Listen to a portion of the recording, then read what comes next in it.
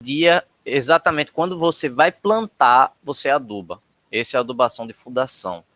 O de cobertura, ele tem ali especificando, ó, a cobertura com nitrogênio, ali embaixo, necessidade de calcário, densidade do plantio, ele tem a cobertura com nitrogênio deve ser aplicada aos 40 dias após o plantio. Ele sempre vai especificar quando é essa adubação de cobertura, quantos dias após o plantio. Então, a adubação de cobertura, 40 dias após o plantio. Aí vamos lá. 30 quilos de nitrogênio por hectare. Como a gente vai saber, a gente não tem um adubo puro com 100% de nitrogênio, então nunca vai ser os 30 quilos. Existem diversos adubos no mercado, fertilizantes no caso, que seria o mais correto, que contém nitrogênio para a gente poder fazer essa adubação. Aí o que acontece? Deixa eu pegar aqui um exemplo. Só ver aqui.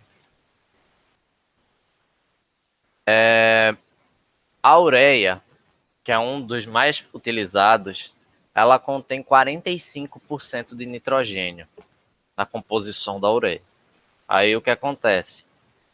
Aí a gente tem empresa de 30 kg de nitrogênio e 1 kg de ureia só tem 45% de nitrogênio. Nós vamos ter que fazer essa regra de 3 para poder descobrir quanto de nitrogênio quanto de ureia nós vamos ter que colocar.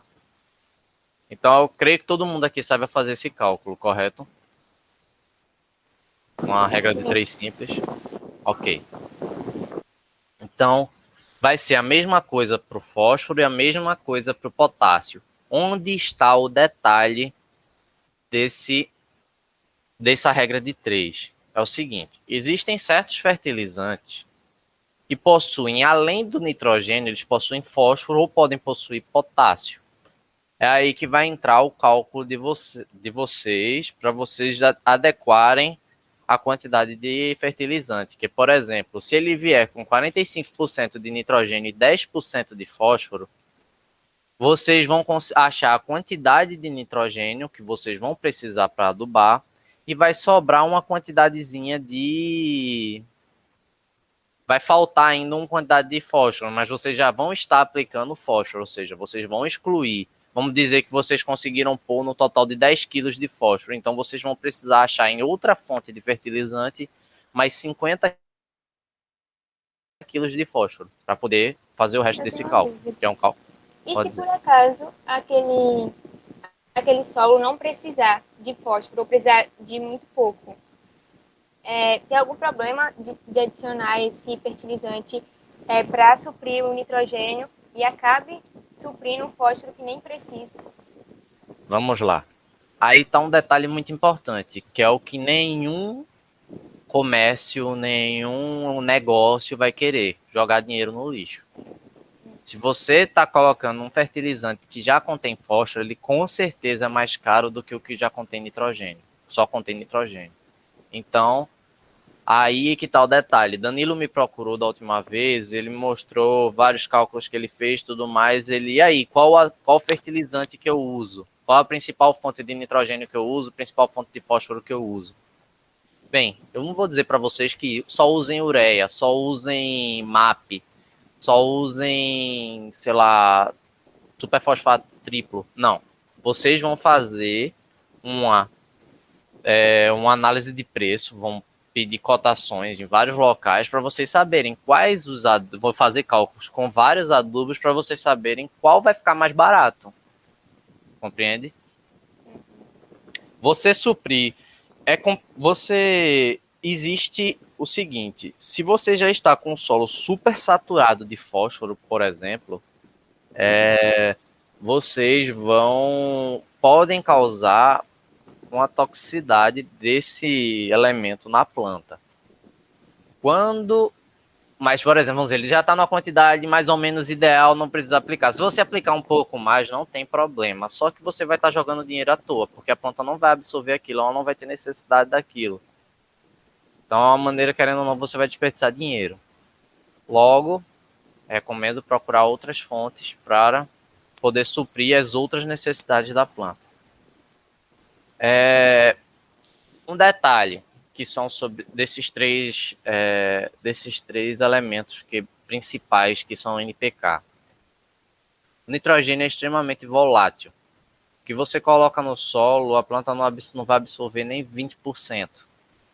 Eu estou dizendo assim um número aleatório, mas é mais ou menos essa a ideia, porque ele volatiliza muito fácil, tem as perdas para o solo, ele quebra as moléculas dele muito fácil, logo a planta não absorve tanto.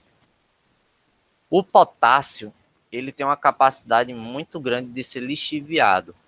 Eu creio que todo mundo aqui saiba também o que é lixiviação, mas por todos os efeitos, ele vai ser perdido com a água da irrigação, vai ser levado embora. Daí outro detalhe importante para vocês quando forem dimensionar o sistema de irrigação, tomar muito cuidado com a quantidade de água para não haver lixiviação. Vocês vão perder muito dinheiro em adubo, vai aparecer constantemente problemas de deficiência nutricional nas plantas e vocês vão ter que colocar adubo. Poderia simplesmente ser corrigido na quantidade de água que vocês estão colocando.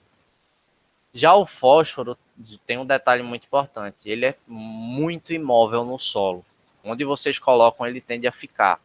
Ele demora muito para sair de lá, que é um dos grandes problemas que o pessoal tem em vários locais, quando eles não têm costume de fazer análise de solo.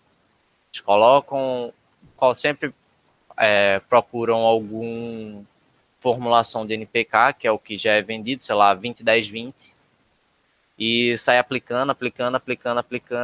Como o fósforo não se perde, ele pode chegar mais para frente e ter um problema de ter um solo extremamente rico em fósforo, que causa algum problema para as plantas.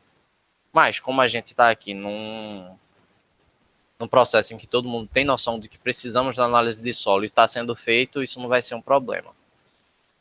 Aí vamos lá. Como é que a gente vai fazer? Eu creio que todo mundo aqui compreendeu como a gente faz esse cálculo. Deu para entender legal assim, mais ou menos? Como a gente vai fazer esse cálculo para achar a quantidade de cada elemento para a gente colocar. Ok. Vamos lá.